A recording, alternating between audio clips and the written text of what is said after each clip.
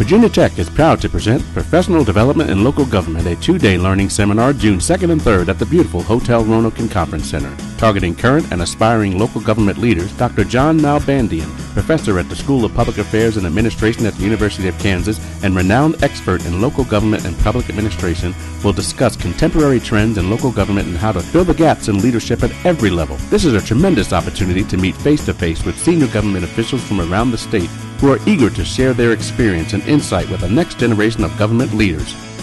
Professional Development in Local Government is your opportunity to learn the hottest trends and issues in Virginia local government today. Explore the opportunities and challenges faced by city managers and county administrators.